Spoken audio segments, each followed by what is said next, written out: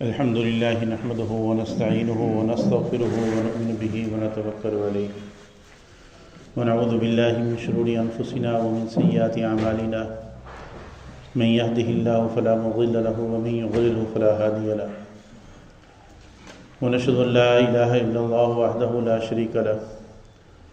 ونشهد أن سيدنا ومولانا محمدا عبده ورسوله أما بعد فأعوذ بالله من الشيطان الرجيم بسم الله الرحمن الرحيم وما أرسلنا من قبلك من رسول إلا نوحي إليه أنه لا إله إلا أنا فاعبدون وقال الله تعالى في مقام آخر سنريهم آياتنا في الآفاق وفي أنفسهم حتى يتبين لهم أنه الحق صدق الله العظيم وصدق رسوله النبي الكريم ونحن على ذلك من الشاهدين والشاكرين والحمد لله رب العالمين اللهم صل على سيدنا ومولانا محمد وعلى آله وأصحابه كما تحب وترضى عدد ما تحب وترضى۔ میرے انتہائی قابل احترام بھائی اور بزرگوں،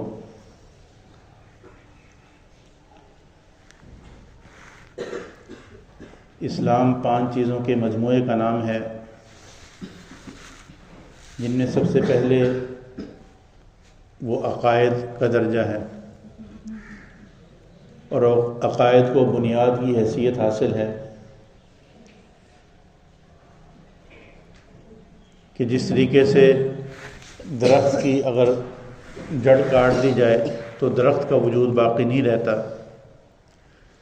بعینی ہی اسی طریقے سے اسلام کے بتلائے ہوئے عقائد کے مطابق اگر انسان کا عقیدہ نہ ہو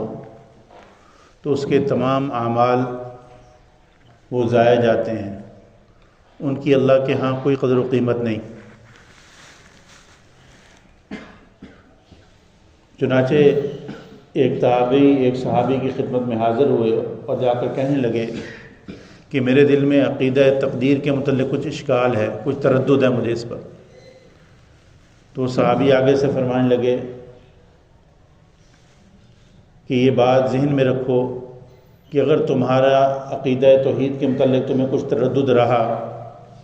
تو چاہے تم احد پہاڑ کے برابر سونا بھی اللہ کی راہ میں خرچ کر دو تو اللہ اس کو قبول نہیں فرمائیں گے، اور اگر اسی حالت میں تمہاری موت آ گئی تو سیدھے جہنم میں جاؤ گے۔ تو احد پہاڑ کتنا بڑا ہے، تو اتنا سونا بھی اللہ کی راہ میں خرچ کرنا وہ اللہ کے ہاں قبولیت نہیں پا سکتا جب تک کہ عقیدہ جو ہے وہ ٹھیک نہ ہو۔ عقائد میں سب سے پہلا جو عقیدہ، جو بنیادی عقیدہ ہے وہ عقیدہ توحید ہے، جس پر قرآن مجید میں اللہ تعالیٰ نے بہت زور دیا۔ یہ جو میں نے آیت آپ کے سامنے پڑھی، اس میں اللہ رب العزت فرماتے ہیں وَمَا أَرْسَلْنَا مِن قَبْلِكَ مِن رَّسُولٍ إِلَّا نُوحِي إِلَيْهِ أَنَّهُ لَا إِلَٰهَ إِلَّا أَنَا فَاعْبُدُونِ، کہ آپ سے پہلے جس قدر رسول آئے، جتنے انبیاء آئے، سب پہ ہم نے یہی وحی کی کہ ان کو بتاؤ کہ اللہ کے سوا کوئی معبود نہیں۔ یعنی حضرت آدم علیہ السلام سے لے کر حضور صلی اللہ علیہ وسلم تک کم و بیش 1,24,000 انبیاء اور ان میں 313 رسول، یہ سب اسی بات کی دعوت دے کر آئے کہ اللہ ایک ہے، اور اس کائنات کا بنانے والا وہ صرف اور صرف ایک اللہ ہے، اور سارا نظام قدرت اسی کے اختیار میں ہے، بنانے والا بھی وہی، چلانے والا بھی وہی، الا لہ الخلق والامر، پیدا بھی وہی کرتا ہے اور حکومت بھی، حکم بھی اسی کا چلتا ہے۔ اور اللہ تعالیٰ نے قرآن مجید میں جگہ جگہ مختلف نشانیوں میں غور و فکر کی دعوت دی اور انسان کو بتایا کہ ان میں غور و فکر کرو، سنریہم آیاتنا فی الآفاق وفی انفسہم، آسمان و زمین میں غور کرو تو وہاں تمہیں اللہ کی قدرت کی نشانیاں دکھائی دیں گی، خود تمہاری اپنی ذات کے اندر وہ اللہ کی قدرت کی نشانیاں کار فرمائے، جو اس بات پہ دلالت کرتی ہیں کہ اس کائنات کا بنانے والی ذات وہ صرف اور صرف ایک ہے اور وہ اللہ ہے۔ آج لوگ جو ہے وہ بڑی تیزی سے اللہ کے وجود کا منکر ہو رہے ہیں اور کہتے ہیں کہ اللہ کا وجود نہیں ہے، اور خاص طور پر ہمارے معاشرے میں بھی یہ مرض بڑی تیزی سے بڑھتا چلا جا رہا ہے، اور یہ جو ہے وہ اس پہ یہی کہا جا سکتا ہے کہ ان لوگوں کی عقل ماری جاتی ہے جو اللہ کے وجود کا انکار کرتے ہیں۔ ایک دیہاتی، اس سے کسی نے پوچھا کہ تم اللہ کو مانتے ہو یا نہیں، اور اللہ کے وجود پر تمہارے پاس کیا دلیل ہے؟ تو وہ آگے سے کہنے لگا الباغۃ تدل علی البعید، کہ مینگنی کہیں پڑی ہو تو یہ بتاتی ہے کہ یہاں سے اونٹ گزرا ہے، اور اسی طریقے سے کوئی نشانے قدم لگے ہوں تو پتہ چلتا ہے کہ یہاں سے کوئی گزرا ہے۔ تو اتنا بڑا یہ جو آسمان ہے برجوں والا، اور یہ زمین گھاٹیوں پر جو مشتمل، اور یہ سمندر جو موجوں والا ہے، یہ علیم و خبیر ذات کا نہیں بتاتا کہ اس کا بھی وجود ہے؟ اور خود انسان کا وجود جو ہے، بندہ اپنے وجود میں غور و فکر کرے، اللہ تعالیٰ انسان کو توجہ دلاتے ہیں کہ دیکھو تمہارا وجود ہم نے کیسے بنایا ہے، کہ انسان کا وجود ایک پانی کی بوند سے، گندے قطرے سے انسان کو وجود عطا کیا گیا، اور پھر اللہ تعالیٰ نے انسان کو جو وجود دیا ہے وہ ماں کے پیٹ میں، اللہ تعالیٰ فرماتے ہیں یخلقکم فی بطون امہاتکم خلقا من بعد خلق فی ظلمات ثلاث، 3 تاریکیوں میں، 3 اندھیروں میں تمہیں وجود دیا۔ آج ہم جو جتنے بھی انسان ہیں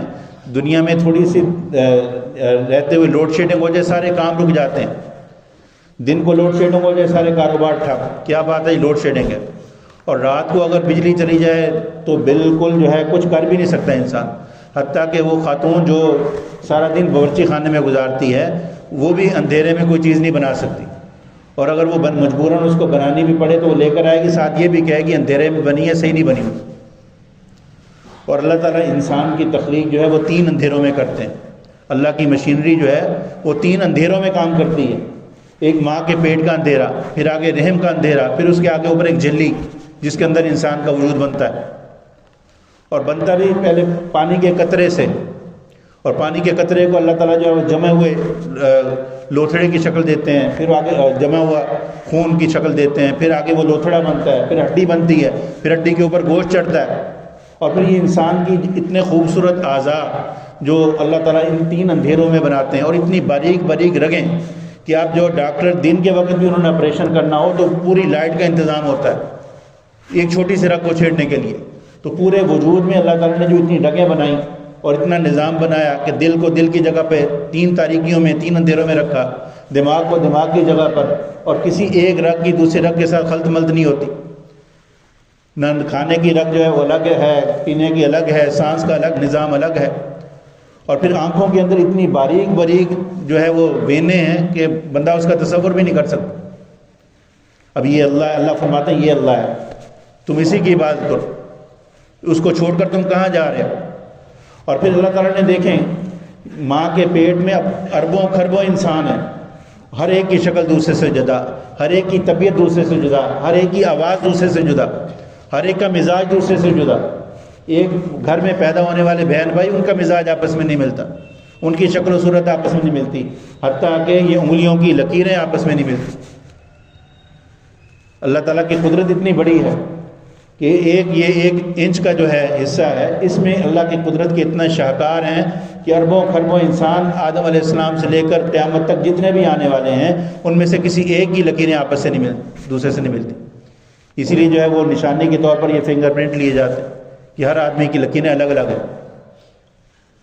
تو اللہ تعالیٰ فرماتے ہیں کہ یہ نشانیاں ہم نے تمہاری ذات کے اندر رکھی ہیں، پھر بھی تم اللہ کو نہیں پہچانتے، پھر بھی اس کا در چھوڑ کے اوروں کے پاس جاتے ہو، پھر بھی اس سے امیدیں ختم کر کے اوروں سے امیدیں لگاتے۔ اور اسی طریقے سے اللہ فرماتے ہیں کہ تم ان جانوروں میں دیکھو وَإِنَّ لَكُمْ فِي الْأَنْعَامِ لَعِبْرَةً نُسْقِيكُم مِّمَّا فِي بُطُونِ مِن بَيْنِ فَرْثٍ وَدَمٍ لَبَنًا خَالِصًا سَائِغًا۔ ان جانوروں میں تمہارے لیے عبرت ہے کہ دیکھو اللہ تعالیٰ کیسی قدرت والے ہیں کہ لید اور گوبر اور خون کے درمیان سے پاک صاف شفاف دودھ جو ہے تمہارے لیے نکالتے ہیں۔ اب بھینس جو چارہ کھاتی ہے اس کا رنگ اور دودھ جو نکل رہا ہے اس کا رنگ سفید کالا، اور جو چارہ جو ہے وہ گند کی صورت میں بن رہا ہے یا خون بن رہا ہے، اب اس کے درمیان سے دودھ کی نہر کون چلا رہا ہے؟ اللہ فرماتا ہے ذالکم اللہ، یہی تمہارا رب ہے۔ اور اللہ تعالیٰ نے قرآن مجید میں جگہ جگہ جو کائنات میں غور کرنے کی دعوت دی، غور و فکر کرنے کی دعوت دی کہ دیکھو تو صحیح اللہ تعالیٰ نے آسمان کیسا بنایا، تمہیں کوئی اس میں کجی دکھائی دیتی ہے؟ اتنی بڑی چھت ہے، کوئی ستون دکھائی دیتا ہے؟ ما تری فی خلق الرحمن من تفاوت، تم رحمان کی بنائی ہوئی چیزوں میں ذرا برابر جو ہے کجی تلاش نہیں کر سکتے۔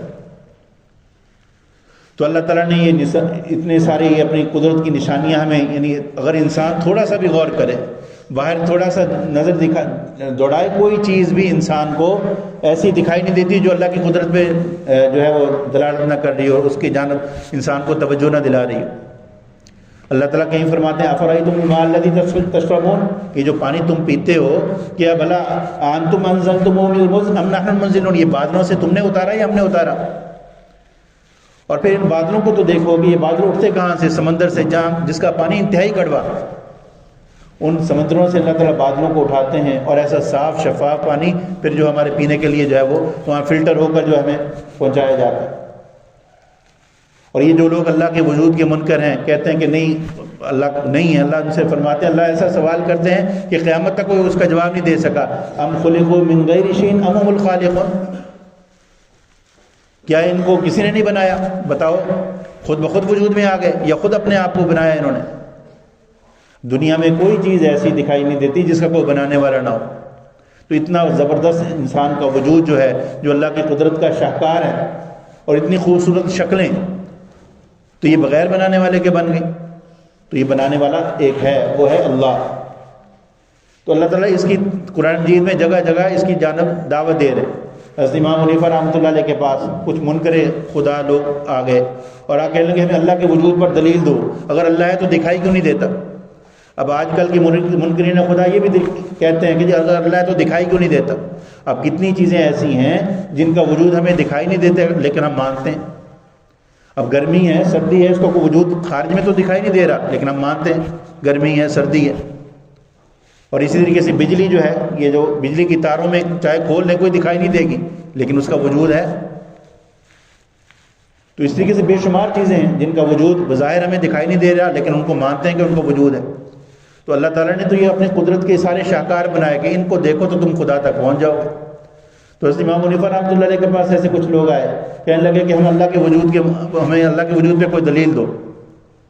تو امام حنیفہ رحمۃ اللہ علیہ فرمانے لگے کہ میں تو ایک عجیب سوچ میں پہلے مبتلا ہوں، سوچ رہا ہوں، تم پہلے اس کے بارے میں اس مسئلے کو حل کرو، بعد میں اس بات پہ غور کرتے ہیں۔ وہ کہنے لگے کیا بات؟ فرمانے لگے کہ ایک کشتی خود بخود بنی اور جو ہے اس پر خود بخود طرح طرح کا قیمتی سامان جو ہے وہ رکھا گیا اور وہ سمندر کا فاصلہ طے کرتے ہوئے خود بخود ہمارے یہاں علاقے میں پہنچی اور جو ہے اس سے جو ہے چیزیں خود بخود جو ہے وہ نیچے اتری اور لوگوں کے گھروں میں جانی شروع ہو گئی۔ وہ کہنے لگے یہ کیسے ہو سکتا ہے؟ آپ کا دماغ ٹھیک ہے کہ کشتی خود بخود بن بھی جائے اور اس پر قیمتی سامان بھی آ جائے اور جو ہے اس کو لوگ جو ہے وہ لوگوں کے گھروں میں بھی خود بخود سپلائی ہونا شروع ہو جائے؟ امام حنیفہ رحمۃ اللہ علیہ فرمانے لگے بھائی ایک چھوٹی سی کشتی جو ہے وہ خود بخود نہیں بن سکتی، تو اتنا بڑا نظام کائنات وہ خود بخود کیسے چل رہا ہے؟ وہ بغیر چلانے والے کے کیسے چل رہا ہے؟ تو تمہارا دماغ کہاں چلا گیا؟ تو ہمارے میڈیا پر، ہمارے اسکولوں کالجوں میں یہ نوجوانوں کا ذہن مختلف انداز سے خراب کیا جا رہا ہے کہ اللہ کے وجود کا جو ہے وہ انکار کرے۔ تو اللہ تعالیٰ تو قرآن مجید میں جگہ جگہ دعوت دیتے ہیں کہ تم کو چھوٹی سی ایک مکھی جو ہے، یہ جو مختلف لوگوں کی عبادت کرتے ہیں، پوجا کرتے ہیں، ان سے کوئی ایک مکھی بنا کر دکھا دیں۔ اور کہیں یہ کہا جا رہا ہے کہ دیکھو یہ سورج اتنا بڑا جو ہے ایک نظام کے تحت چل رہا ہے، صبح ہوتی ہے، شام ہوتی ہے، اور جب سے دنیا بنی ہے نظام چل رہا ہے، تو اس کو چلانے والا کوئی نہیں۔ جب ایک اللہ ہے تو پھر اسی کی عبادت کرو۔ اللہ فرما رہے وما ارسلنا من قبلک من رسول الا نوحی الیہ انہ لا الہ الا انا فاعبدون، کہ جتنے بھی ہم نے رسول بھیجے سب نے یہ دعوت دی کہ ایک اللہ کے سوا کوئی معبود نہیں۔ اب اللہ کو معبود ماننے کا کیا مطلب ہے؟ کہ ہماری ساری ضروریات اسی کے متعلقہ ہیں، ہمیں جو ہے وہ پیدا کرنے والا بھی وہ، رزق دینے والا بھی وہ، اولاد دینے والا بھی وہ، عزت ذلت اسی کے ہاتھ میں، بیماری شفا اسی کے ہاتھ میں، ساری امیدیں ساری چیزیں اسی کے ساتھ وابستہ۔ اور جب انسان لا الہ الا اللہ پڑھ لیتا ہے تو اس کا مطلب یہ ہے کہ اب ماننا بھی اسی کی ہے، ماننی بھی اسی کی ہے، یہ ساری ذمہ داریاں انسان کے اوپر لازم ہو جاتی ہیں۔ اب صرف یہ زبان سے لا الہ الا اللہ کہنا یہ کافی نہیں ہے۔ ابھی جو حدیث شریف میں آتا ہے من قال لا الہ الا اللہ دخل جنہ، جس نے لا الہ الا اللہ کہا جنت میں چلا جائے گا۔ اب لا الہ الا اللہ کہنے کا مطلب یہ ہے کہ لا الہ الا اللہ کو دل سے کہا اور اس کے مطابق اپنا جو ہے وہ عقیدہ بھی رکھا۔ اب جیسے حضرت تھانوی رحمۃ اللہ علیہ اس کو ایک مثال کے ذریعے سمجھاتے ہیں، فرمانے لگے کہ جب آدمی کا نکاح ہوتا ہے تو دو لفظ بولے جاتے ہیں، یعنی مرد کی طرف سے ہوتا ہے کہ میں نے نکاح کیا، عورت کی طرف سے قبول کیا، یا عورت کے ورثاء کی طرف سے ہوتا ہے کہ ہم اپنی بچی کا نکاح کرتے ہیں، وہ کہتا ہے میں نے قبول کرتا ہوں۔ اب یہ دو لفظ ہیں، میں نے نکاح کیا، قبول کیا، لیکن اب اس 2 لفظوں میں اس عورت کی ساری ذمہ داریاں اس آدمی کے متعلق ہوگی. اب اگر وہ عورت کہے گی مجھے روٹی دو، وہ کہے گا جی میرے ذمہ تو کوئی نہیں ہے، میں نے تو صرف نکاح کی ہے، مجھے جو خرچہ دو، لباس دو، بیمار ہوں دوائی لے کر دو. تو یہ ساری چیزیں اس 2 لفظوں میں آ گئی، نکاح تو قبلت میں. اسی طریقے سے لا الہ الا اللہ جب کہہ لیا تو اس میں یہ ساری چیزیں آ گئی کہ ہم ہر بات اللہ کی مانیں گے، ہماری خوشی غمی اللہ کے حکم کے مطابق ہوگی، ہمارا جینا مرنا اللہ کے حکم کے مطابق ہوگا. قل ان صلاتی و نسکی و محیای و مماتی للہ رب العالمین. اور یہ چیز ایسی ہے کہ اللہ نے سب سے پہلے ہمیں اس بات کا اعتراف کروایا. یعنی جب اللہ تعالیٰ نے عالم ارواح میں ساری روحوں کو وجود بخشا تو اللہ تعالیٰ نے سب سے پہلے یہ عہد لیا. الستو بربکم، پوچھا کیا میں تمہارا رب نہیں ہوں؟ تو سب نے کہا جی ہمارے رب ہیں. پھر اس عہد کی تجدید کے لیے اللہ تعالیٰ نے انبیاء کو بھیجا اس عہد کو یاد دلوانے کے لیے کہ ہمارا رب اللہ ہے. اور ایمان لانے کے بعد جو ہے اللہ جو سب سے پہلی ذمہ داری ہمارے اوپر ہوتی ہے وہ یہ اللہ کو رب ماننا. اور اللہ تعالیٰ نے قرآن مجید میں سورت جو فاتحہ جس سے آغاز ہوتا ہے اس میں سب سے پہلی بات جو بتائی وہ یہی الحمدللہ رب العالمین. تمام تعریفیں اللہ کے لیے جو سارے جہانوں کا پالنے والا ہے، سب کا رب ہے. اور قرآن مجید کی آخری سورت اس کا آغاز بھی کس سے ہو رہا ہے؟ قل اعوذ برب الناس. آپ کہتے ہیں کہ میں پناہ میں آتا ہوں لوگوں کے رب کے. اور اللہ تعالیٰ قرآن مجید میں فرماتے ہیں ان الذین قالوا ربنا اللہ ثم استقاموا، جن لوگوں نے یہ کہا ہمارا رب اللہ ہے پھر اس پر ثابت قدمی اختیار کی، پھر جیسے بھی حالات آئے انہوں نے رب کا در نہیں چھوڑا اور انہوں نے رب کا حکم نہیں چھوڑا، رب کے حکم سے منہ نہیں موڑا. تو اللہ تعالیٰ فرماتے ہیں تتنزل علیہم الملائکہ، ان پر فرشتے نازل ہوں. اور ہمارے مرنے کے بعد جب ہم قبر میں جائیں گے تو سب سے پہلا سوال بھی ہم سے اسی کے متعلق ہوگا، من ربک، تمہارا رب کون ہے؟ اب وہاں جواب وہی شخص دے پائے گا جس نے زندگی میں رب کو رب مانا ہوگا، رب کی مانی ہوگی. اور اگر دنیا میں رب کو نہیں مانا، اپنی خواہشات کو اپنا رب بنا لیا کہ جو ایسے دل میں آیا کر لیا، یا جہاں سے تھوڑا سا مفاد دکھائی دیا، تھوڑا سا مالی مفاد دکھائی دیا تو اس جانب جھک گئے.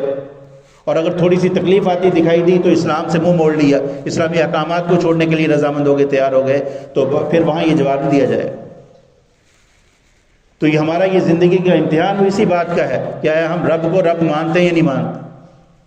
اور اللہ تعالیٰ نے ہر نماز میں ہمیں یہ چیز دہرائی ہے تاکہ ہمارے دل میں بیٹھے. اور نماز کے ہر رکن میں اس چیز کا اقرار ہو رہا ہے. قیام میں کھڑے ہیں سورۃ فاتحہ پڑھتے ہیں الحمدللہ رب العالمین، رکوع میں جاتے ہیں سبحان ربی العظیم، پاک ہے میرا رب جو عظمتوں والا ہے. سجدے میں جاتے ہیں، رکوع سے کھڑے ہوتے ہیں ربنا لک الحمد، وہاں بھی رب کی ربوبیت کا اعتراف ہے. سجدے میں جاتے ہیں سبحان ربی الاعلیٰ. اور تشہد میں بیٹھتے ہیں وہاں بھی رب جعلنی مقیم الصلاۃ ربنا آتنا فی الدنیا حسنہ. تو ہر جگہ یہ بار بار ہماری زبان سے اللہ تعالیٰ اپنی ربوبیت کا اقرار کروا رہے ہیں تاکہ ہمارے دل میں بھی یہ بیٹھے اور ہم اپنی زندگی بھی اس کے مطابق ڈھالیں. تو اللہ تعالیٰ سے دعا ہے کہ اللہ تعالیٰ ہمیں اس عقیدے کو سمجھنے کی اور اس کو مضبوطی سے تھامنے کی توفیق نصیب فرمائے. وآخر دعوانا الحمدللہ.